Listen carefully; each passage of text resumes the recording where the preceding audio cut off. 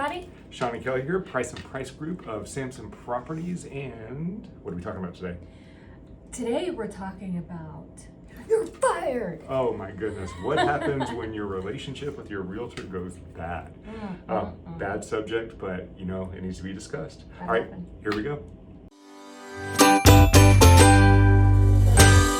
You say it's a bad subject, but I mean, sometimes firing the wrong person is a very good thing and a needful thing, right? And it goes both ways. We need to say that. Like, you can fire your agent, and your agent can also fire you. And now, why are we talking about this now? It's because you guys, buyers that is, can't even look at houses now without signing a contract. So essentially that's hiring an agent, right? We're not allowed to show any properties without an agreement. So you're hired, but Sean, so what are the steps? So first thing is a lot of both buyers and sellers may not think that they have the option to terminate their agreement. So you do have the option to do that. So the first step is it actually begins when you hire your agent. You need to understand what the policies are for early termination. So it could be as simple as a written notice, or the agent could have in the agreement where you have to pay a termination fee on the buy side or the sell side. It could be an early termination fee of whatever amount. How long is the notice, right? Sometimes it's like we need 3 days notice or whatever. And whenever you're in a seller's market, if you're a buyer, 3 days are losing a property, right? So you need to understand the terms of termination. So that's step one, is understanding those terms. So step number two is you need to talk to your agent. So don't just fire your agent because your brother-in-law gave you some advice and it goes against what the agent said. Go to the agent, talk to them, unless some of these things that we're going to go over have happened where you don't feel like you can comfortably, then that's a different situation. But if it's a good relationship and you just have some reason, talk with the agent, make sure it's a valid reason. We always hit hard on communication, right? And not everybody's communication styles are the same, and that's fine, but you still have to, everybody still needs to do their best to communicate. Let me put a caveat in. If your brother-in-law is a licensed real estate agent in your county, familiar with that property, familiar with those rules, and has sold houses recently in this time, then maybe you can listen to that brother-in-law. And why aren't you working with them in the first place? Right. But if they're not here, the rules are different. If it's not now, the rules are different. That's the key, is now, because so everybody has advice, especially first-time home buyers. The parents have advice, and we love working with first-time home buyers and their parents. We have kids that are going to be first-time home buyers, and we will work with their realtor, but their realtor has the lead position because they're in that market. They know that situation. So anyway, so I'm going to be a terrible old person past real estate. I mean, I did real estate when I was 40 years ago. I know exactly what I'm doing. And I'd be like, it doesn't work like that anymore. We don't need a DocuSign. We sign with our red. Well, it should. I'm going to say, well, it damn well should. Okay, so that's point number two. So number one is know your terms. Point number two is speak with the agent, see if there's just a misunderstanding or a miscommunication.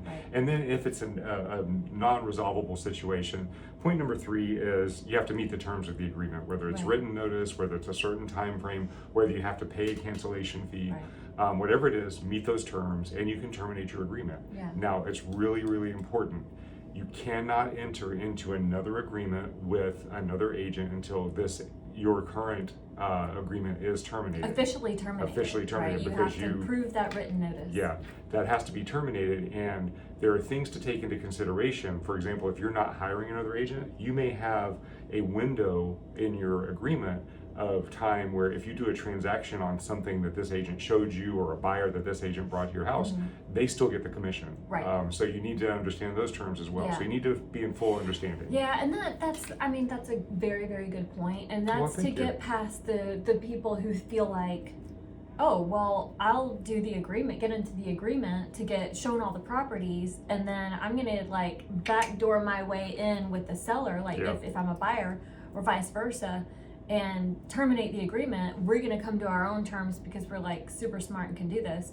And it's like, it really doesn't work like that. If you do get another agent, then the one that you've terminated your agreement with is no longer eligible for the commission. Thank you. Yeah. Let me finish my sentences when my brain goes. Okay, so that's it. So yes, you can terminate. There's some steps to take in doing so. Yeah. But why would you want to terminate? Now we're going to go through this. We're yeah. going to talk about this from the buyer side, from the seller side, and from the agent side, because all of these factors, the agent can terminate you as well. Okay, and that happens quite often, or not quite often, but in certain situations, the relationship can go bad in both directions. It should happen sometimes. Yeah. Oh, and a little teaser, okay, so that we teased about several weeks ago. Yes. Is remember we hinted at when you and I had been fired in our past. So just be thinking about this. We're going to disclose this, and you guys Yeah. I think a lot of people thought yours was going to be worse until you said what you said. Yeah. So I was 17, Mm-hmm. and I worked at Sears. Mm-hmm. And I got fired from this Sears department store at 17 years old. So that was what, in 96, something like that? Something like that. You got fired from Blockbuster. Okay. Yeah. So we're gonna spill the beans on that. I think my firing was around 96 as well. I think so. We didn't even know each other then. We were both No, it was losers. not 96 because that was no, that was not 96. It was anyway. Okay.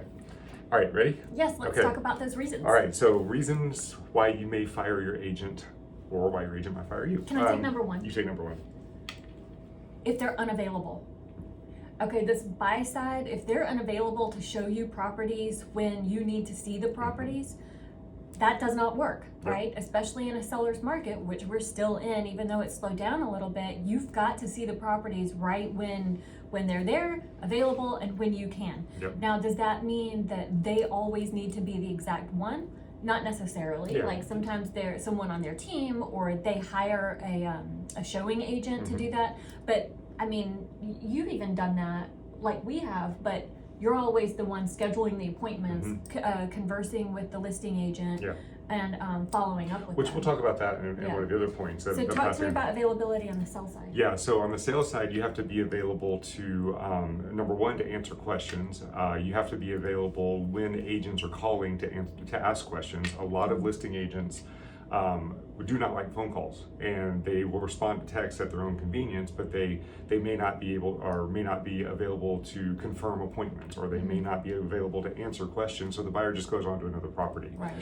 And they may not be available to answer your questions. You may have questions, and they may not be available to update you with what's going on. If you're a seller and you don't know what's going on with your property, that's not a good sign. Yeah, because I was going to ask you, well, how would a seller know if their agent is available to the buyer's agents? But I guess a good indicator would be how available are they to you, right? Yeah, that's good. Yeah, so that availability, and then from a client side, okay, if you're not available to your agent to provide documents, to answer questions, to go to showings, to if you're not in the game and you're not helping the agent help you, help me help you.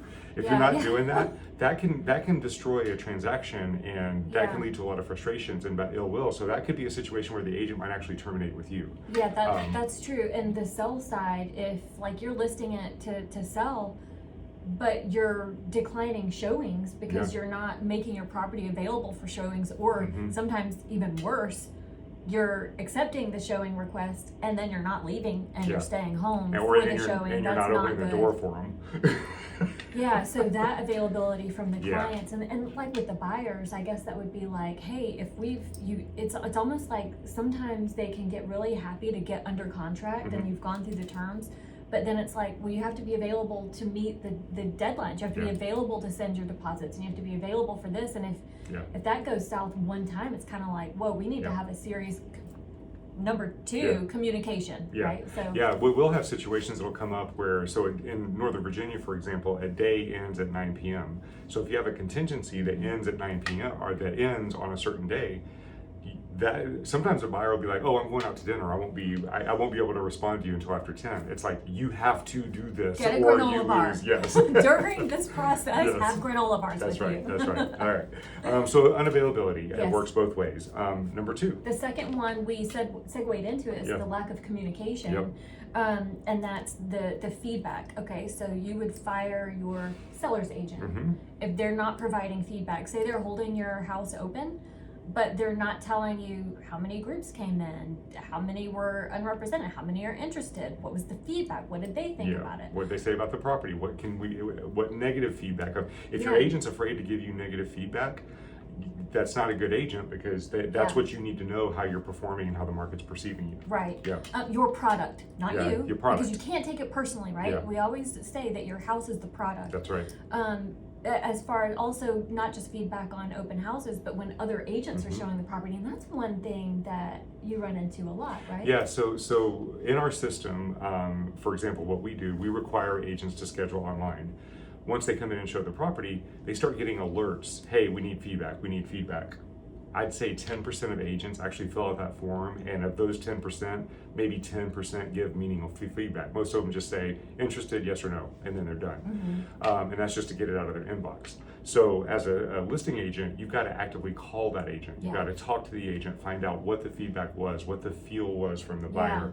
A great question for a listing agent to ask is, what price would they buy at if they're not interested? Just to kind of get an idea of where the mindset of the market is. And there are other like really great questions that like aren't really common knowledge that kind of get you that insight, and can quite often, after a certain time, you'll call agents back and end up getting offers from them like 2 weeks after the fact. You know, that's a good point. And just as a recent example, we've had occurrences that have happened where the phone call has created a situation where the transaction could occur. But a recent example where we were on the buy side, the seller's agent was really good, and he called and he said, hey, what's the feedback? We gave him the feedback. The upstairs was extremely hot. It's like the duals that it's not cool. It's not he goes, and he gave us a response to that, explaining that the owners of the house love the house hot. Let them have a couple hours to cool the house down. Let us go back in and try. And the buyers ended up buying that house. I mean, right? Never would have gotten that if he hadn't followed up. Yeah. So I love that. I love that. Another example we had where we were on the listing side was the location was great. The property was staged beautifully. The photography was on point. And the feedback, it's like, what is going on? We're getting all the showings. Yeah. Dog smell. Which we knew that going in, but that was something that it's like, that was the market talking, and it was an issue. And we wouldn't have, no one was putting dog smell nobody on put there. that on They were there. like, not interested. It's like, it's that the smell dog is hard smell, to get out. you know? So those things are important. So that's the communication side from the agent. And from the buyer, you know, if we go in, if we're looking at a bunch of properties and you don't give us feedback on those properties, we can't guide you. We can't, there's nothing we can do. So then it gets into, is your agent willing to sit down with you and start deep diving and double clicking on all the issues that are happening here it's good to point out what is an agent. An agent is someone who represents you. They're basically knowledgeable on this topic. You know everything about your job. We know everything about ours. They're that exquisitely knowledgeable person who's an extension of you, right? Yes. It's like a layering on of you. We put our knowledge on top of you and do everything you want based on everything we know. Yeah. And if you, it's just not a time to hold your cards close to your chest. Yeah. It's not just, well, I don't like white cabinets, or I don't like this. You know, I mean, it's like you've got to be very, very open, so we can say, you know what, like at settlement we can help with the cost of painting your cabinets, but you need this location. Like this location is everything you've said your dreams are made of. You can't walk away. I'm telling you, in this market, like this isn't going to happen. That's a really good point. You said holding your cards to your chest, right? A lot of times buyers. So if you watch a sales show or you watch a movie where they say never reveal your motive. Never let them know that you're excited about something. A lot of times buyers especially will go into a relationship with an agent feeling like that agent is a salesperson to sell them on the house. The fact of the matter is the agent is your fiduciary. So one of the red flags, I don't know where this falls in. I in. think it's the next one. Is it inappropriate behavior? Yeah. Okay, so number 3, inappropriate behavior. Yeah. And let's start with this one. Okay, if every house that you walk into, your buyer's agent is pushing you to buy that house, they're trying to sell you that house, that's an issue. A buyer's agent is not there to sell you a house. A buyer's agent is to represent you in the purchase of the house. Again, it's them giving your agent giving you their knowledge, everything they know, and layering it on to your goals and your wishes. But if you feel pressured that they're trying to just get you a deal, that's an issue. Now, there comes a point where, let's say you've looked at 15 houses and you walk into this one and it is the one that checks all your boxes, but you're a little skittish. Well, that's a fiduciary responsibility to help you reach your goals. Yes. Hey, this checks all your boxes. You need to put an offer on this. And we might go back up to communication where it's like, okay, you've communicated to me that these are the things you want and that you're really ready to buy now. Like, what gives? Because this is everything. I've communicated to you that in this market, this here does not happen very often. So we need to kind of realign and get on the same page with the goals here. So if you're feeling that like that's not a good situation, either from them looking out for your best interest, that could be a good reason to have a conversation about terminating, or if they feel like you're not helping in on the process, that could be a good situation for them to say, you know what, we're wasting each other's time here, let's go ahead and terminate the agreement. Okay, another inappropriate behavior, off-color humor. From either side, right? It's just, this is a professional environment, even though we become very friendly, and you know, maybe after the whole transaction you get to where it's like, you have the exact same off-color humor I do, then let's do that when the deal is done. If it makes you feel uncomfortable. Lack of respect, talking down, just being disrespectful in general to you or to other agents, or you being disrespectful to the agent. If anyone ever makes anyone feel small or dumb or ridiculous, that's a red flag that that's inappropriate behavior. This is not good. That's right. Next, I'll speak to this one, sexual misconduct. Do you get misconducted? Or you are the misconductor?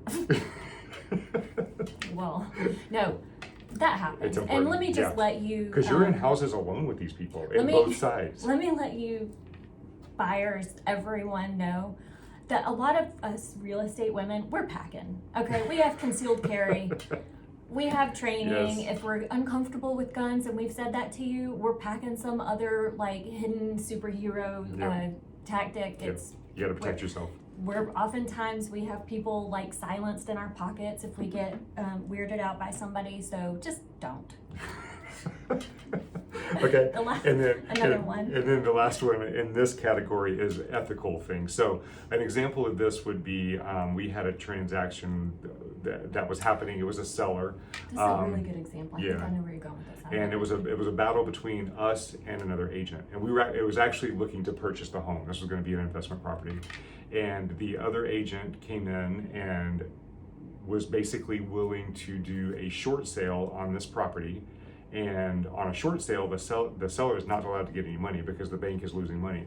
So what this agent was going to do was, when they sold the property, they were going to kick back a certain amount of money to the seller's mom, so it was untrackable. So the seller made out, the bank lost money on the transaction, and the agent made out because he bought a house for a discount and then he was able to flip it. So there were so many unethical and mortgage fraud situations there. And if you're in a situation like that where it's even suggested that your agent would do that, run, because you can end up in jail. You can end up with huge losses of money. Yes, and as an agent, if you're a client and we know that, we are obligated to report it and make sure certain warnings are in writing, so that if you do get caught, it's like, I have documentation. So. And if you ask the agent to do something like that, to try to manipulate a deal, we've had buyers come in and say, hey, I don't want the property taxes to be as high if I buy this $2 million house, so I'll give you $1.1 million, and then the other $900,000 can be consulting services for the seller. And it's like, no, it doesn't work. People go to jail for this, and so unethical behavior on either direction can be a firing in any direction. Cool. Okay. Uncool, but cool. Cool. Another one is bad advice. Okay. So the first thing on this is, how do you judge bad advice? And we brought this up a little bit ago. So let's say your seller's agent says, hey, we need to do blank, and then you go and you talk to your brother-in-law and he says, why would you do that? This is even though you've been on the market for 90 days and you've got no showings, and the people that have come in and said your house is a pigsty, it's worth 4 times that. Your seller's agent needs to raise your price. Make sure you got the right source of advice, but have a communication with your agent, and if they cannot defend the position that they're trying to pass on to you, you may want to consider terminating. That's true. And as a seller, how do you know you're getting bad advice? Well, if you haven't had an offer within a certain amount of time in this market, here where we are, Northern Virginia, by the way, and your agent's like, no, everything's fine with how it's staged and the price, that's bad advice, right? Yeah. If you're going to have offers within a certain amount, So you should have, if you go for, in this market, if you go 7 days without a showing, you're so overpriced that people won't even come to the property. If you go through 10 showings without an offer, they're getting to the property, but there's something about the property that is not, they're not writing an offer. So you're overpriced for condition. Or price, and if they're still saying, no, everything's fine, that's bad advice. And it's gonna cost you a lot of money because the longer you sit on the market, the more stale the offer becomes, and you're gonna start bringing in investor offers. Okay, give me an example of bad advice from an agent to a buyer. I'm looking at this property, it checks all of our boxes, there are 5 offers, it looks like it's gonna go for over asking price. My brother-in-law says that the market is about to crash, so I'm not gonna buy it. And if you say, you know what, you're right, or if you cower to that, then that's bad advice, because what's gonna end up happening is in a year when you didn't buy that property and it's appreciated by 5 to 7%, you just lost out on hundreds of thousands of dollars and you did not represent your buyer's best interest. And so it's, to be clear, we're not saying that good advice is, no, you must put an offer on this and we're gonna go. That's it's right. not that. Good advice is real. Showing the net, showing what the actual numbers of what's going on and what the expectations are. It's proving it. And if after all of that you still decide not to, that's good advice, because it's your decision based on all of the advice. If you decide to do it, it's good advice. But again, it's that layering on of our knowledge with your desires and your goals. And that's the thing, is it's the knowledge of the agent. So in the exact same scenario, let's say that you're looking at this house. Let's say that a good agent would look at this property and know that it's $200,000 overpriced. It's not going to appraise. There are no offers. But you tell your buyer, you know what? Go ahead and do the sales price, even though there's no offers, waive your appraisal contingency, waive all this stuff, you're gonna be fine, everything. And then it comes back and you owe $200,000 extra out of pocket. So it goes in all directions. Every direction. Okay, bad, I don't know if this goes to agents, like how do we get bad advice from our sellers? Bad advice from the sellers? This property is worth this much because, and then the seller says, you know what, or the agent says, you know what, I just want the listing, so I'll take it. But that's just on the agent, right? Bad advice from the buyer, we don't really take their advice. I mean, we take into consideration their goals and everything. So the whole advice thing is, and here's the other thing, if your agent tells you something, this is something that I feel kind of passionate about. If your agent tells you something as a steadfast fact in any situation, the fact of the matter is you have to use numbers to analyze and make your best guess. The agent can be wrong, but if they can show you numbers, if they can show you why they're backing up this thought versus just, hey, I saw it on the news. So just because an agent's wrong about something doesn't mean it was bad advice, but they have to be able to back up why they gave that advice. If they're only willing to leave it at, oh honey, I've been doing this for X amount of years, trust me, I know this market, and they don't show anything else to back it up, it can cost you tons of money. Bad advice. Okay, let's move on. Number 5 we have is steering. I think you have a really great example of this one. Steering. Which one's this? So this is the one with it had to do with religious, right? And we can talk about this because it's also a huge part of our ethical standards, right? We're not allowed to steering, redlining, blah blah blah. Just talk about this. I think the picture will paint it better than what I can say. So steering is when you intentionally avoid, like if your agent is intentionally not taking you to certain areas because for some reason outside of your criteria, whether it's demographic, whether it's religious, whether it's socioeconomic, whatever that is.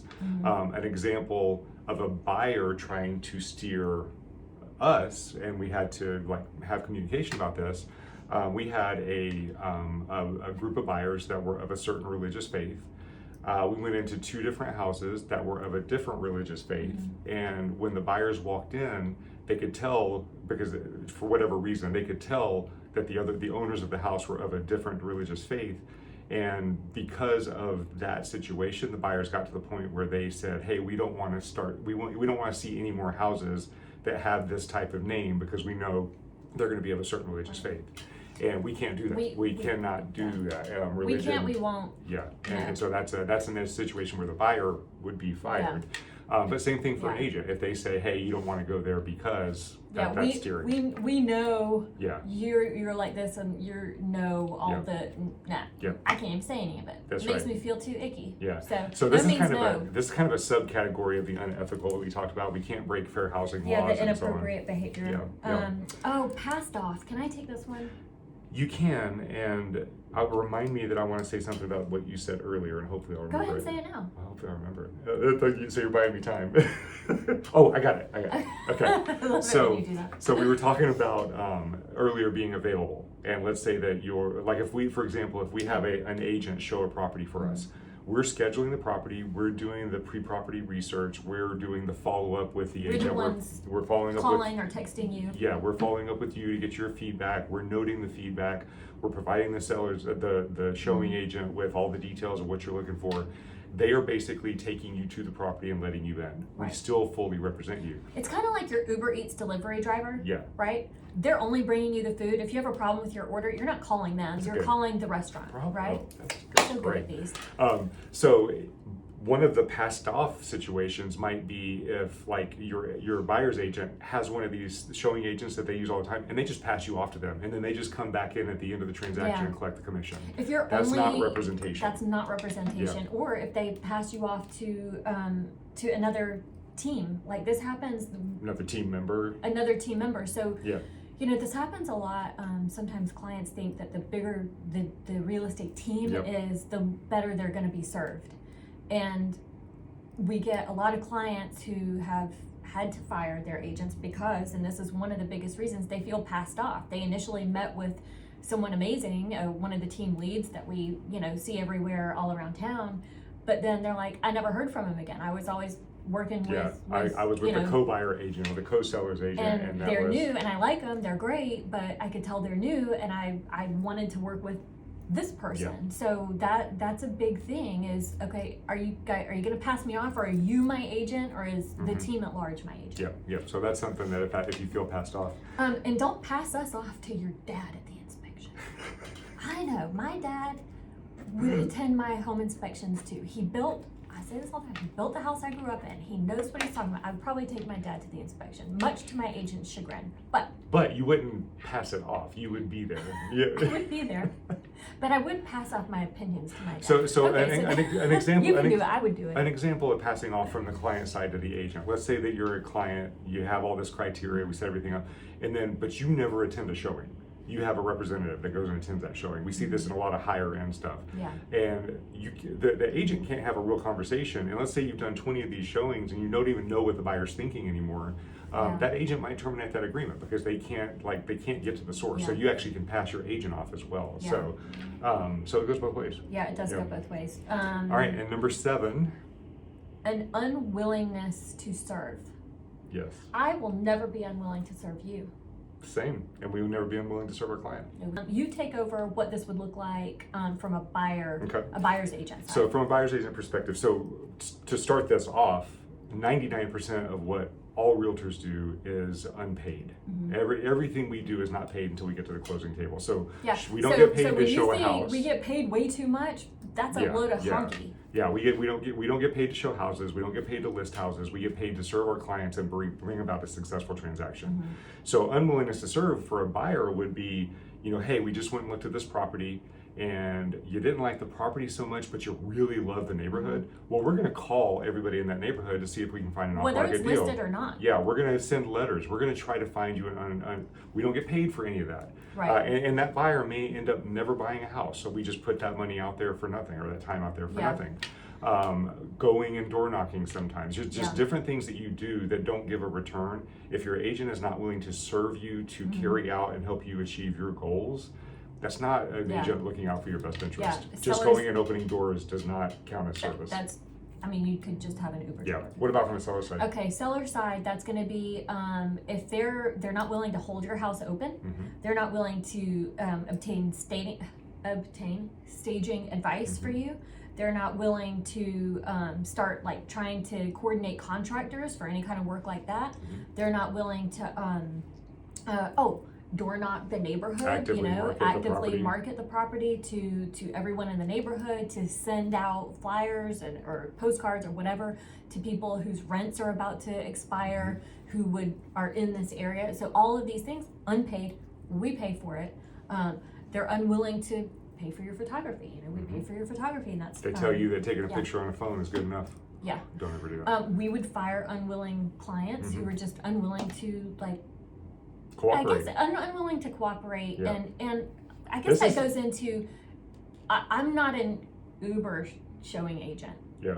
Right. But this and goes so into it's respect of time. Respect of time. So if we kind of get the feel that you're not really a willing and able buyer, then it's like it's been fun, but call us when you're willing and able. Yep. Okay, so that's it. Okay. Oh wait, we got to talk about us being fired. Okay, we got to be quick though. We got Tatiana here in a minute. I know.